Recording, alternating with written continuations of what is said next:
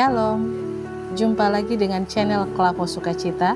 Hari ini kita akan mendengarkan firman Tuhan yang terambil di dalam kitab pertama Petrus pasal 2 ayat 18 sampai ayatnya yang ke-25. Namun sebelum kita membaca, mendengar, dan merenungkan firman Tuhan, mari kita berdoa. Bapa di sorga, kami bersyukur kepadamu atas kasih dan penyertaan-Mu dalam hidup kami. Saat ini kami hendak membaca, mendengar, dan merenungkan firman Tuhan melalui channel Klapo Sukacita. Tuntunlah kami dengan kuasa Roh Kudus agar kami dapat mengerti, memahami firman Tuhan, dan daripadanya kami diperlengkapi untuk dapat menjalani kehidupan, kerja, dan karya kami setiap hari. Dalam nama Tuhan Yesus Kristus firman yang hidup kami berdoa. Amin. Pembacaan kita dari pertama Petrus pasal 2 ayat 18 sampai ayatnya yang ke-25 dengan perikop pembacaan penderitaan Kristus sebagai teladan. Hai kamu hamba-hamba, tunduklah dengan penuh ketakutan kepada Tuhanmu, bukan saja kepada yang baik dan peramah, tetapi juga kepada yang bengis. Sebab adalah kasih karunia jika seorang karena sadar akan kehendak Allah menanggung penderitaan yang tidak harus ia tanggung. Sebab dapatkah disebut pujian jika kamu menderita pukulan karena kamu berbuat dosa? Tetapi jika kamu berbuat baik dan karena itu kamu harus menderita, maka itu adalah kasih karunia pada Allah. Sebab untuk itulah kamu dipanggil, karena Kristus pun telah menderita untuk kamu dan telah meninggalkan teladan bagimu supaya kamu mengikuti jejaknya. Ia tidak berbuat dosa dan tipu tidak ada dalam mulutnya. Ketika ia dicaci maki, ia tidak membalas dengan mencaci maki. Ketika ia menderita, ia tidak mengancam, tetapi ia menyerahkannya kepada Dia yang menghakimi dengan adil. Ia sendiri telah memikul dosa kita di dalam tubuhnya di kayu salib, supaya kita yang telah mati terhadap dosa hidup untuk kebenaran. Oleh bilur-bilurnya kamu telah sembuh.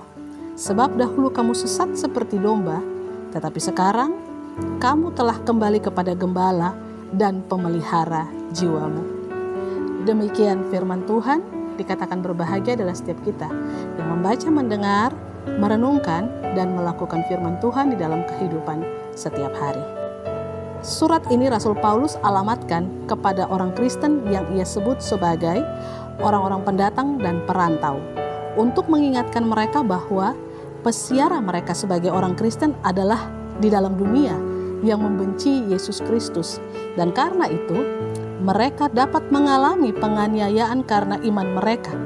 Dengan demikian, Rasul Petrus hendak mengarahkan umat Kristen yang tersebar di seluruh provinsi Asia Kecil di wilayah Kekaisaran Roma agar mengikuti teladan Yesus ketika mereka menemui penderitaan karena namanya. Akan tetapi Petrus mengarahkan orang percaya juga agar dalam situasi yang sedang mereka alami karena nama Tuhan itu, bukan karena mereka telah berbuat salah atau karena mereka hidup tidak tertib dan tidak taat kepada peraturan, melainkan Petrus mengarahkan mereka melalui suratnya agar orang percaya harus, pertama, hidup menjauhkan keinginan daging. Dapat dilihat dalam pertama Petrus pasal 2 ayat 11 dan 12. Saya baca, saudara-saudaraku yang kekasih, aku menasihati kamu supaya sebagai pendatang dan perantau, kamu menjauhkan diri dari keinginan-keinginan daging yang berjuang melawan jiwa. Milikilah cara hidup yang baik di tengah-tengah bangsa-bangsa bukan Yahudi, supaya apabila mereka memfitnah kamu sebagai orang durjana, mereka dapat melihatnya dari perbuatan-perbuatanmu yang baik dan memuliakan Allah pada hari Ia melawat mereka. Hal yang kedua yang Petrus arahkan supaya orang-orang percaya harus melakukan apa saja di dalam kehidupannya, yang kedua adalah hidup dan taat kepada penguasa dan pemerintah. Di dalam 1 Petrus pasal 2 ayat 13 sampai ayatnya yang ke-15, tunduklah karena Allah kepada semua lembaga manusia, baik kepada raja sebagai pemegang kekuasaan yang tertinggi, maupun kepada wali-wali yang diutusnya untuk menghukum orang-orang yang berbuat jahat dan menghormati orang-orang yang berbuat baik. Sebab inilah kehendak Allah, yaitu supaya dengan berbuat baik kamu membungkamkan kepicikan orang-orang yang bodoh. Dan yang ketiga, apa yang harus dilakukan oleh orang-orang percaya? Hormati dan kasihilah semua orang. Takutlah akan Allah dan hormati raja. Pertama Petrus pasal 2 ayatnya yang ke-17.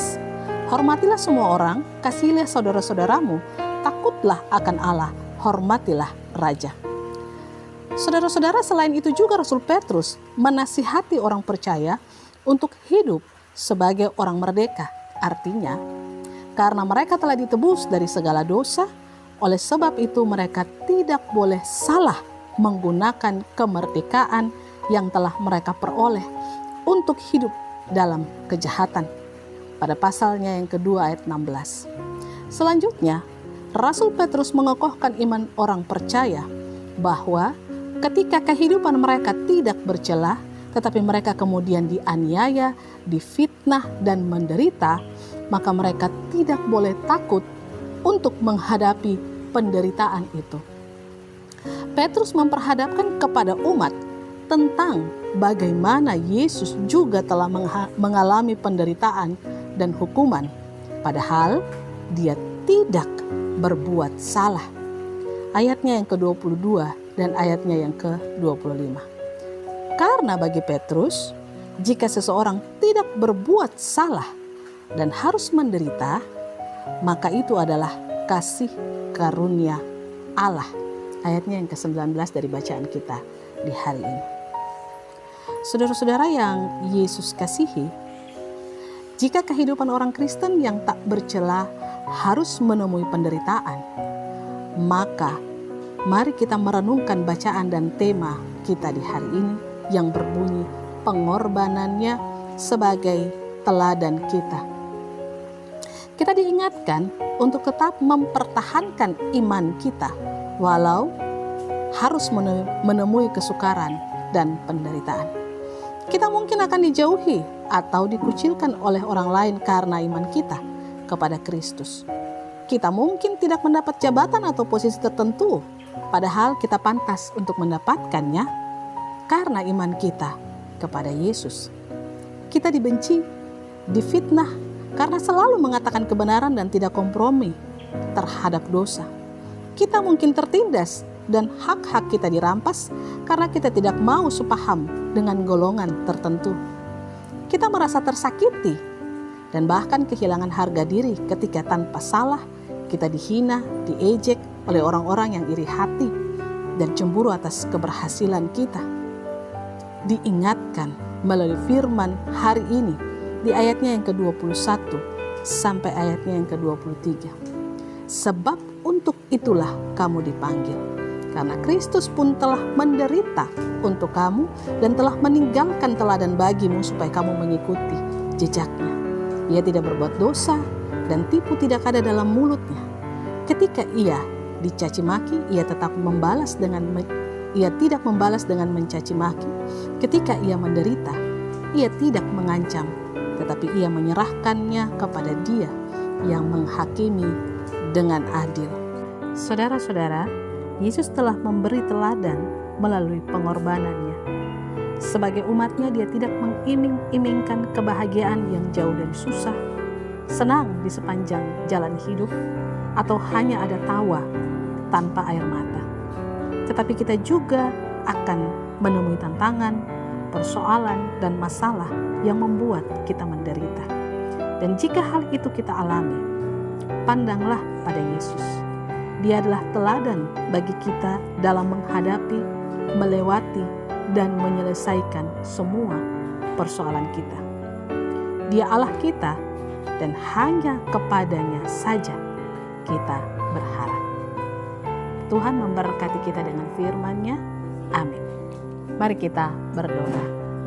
Bapa di sorga, kami bersyukur oleh karena firman-Mu yang telah kami baca, dengar, dan renungkan.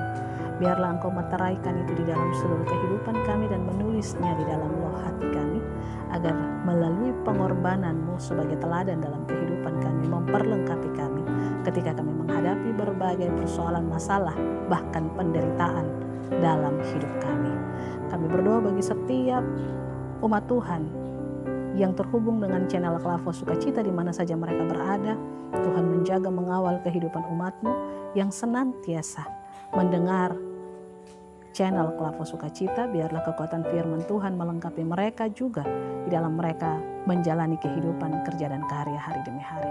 Terima kasih Tuhan untuk firman-Mu dan penyertaan-Mu bagi kami. Amin. Shalom. Tuhan memberkati.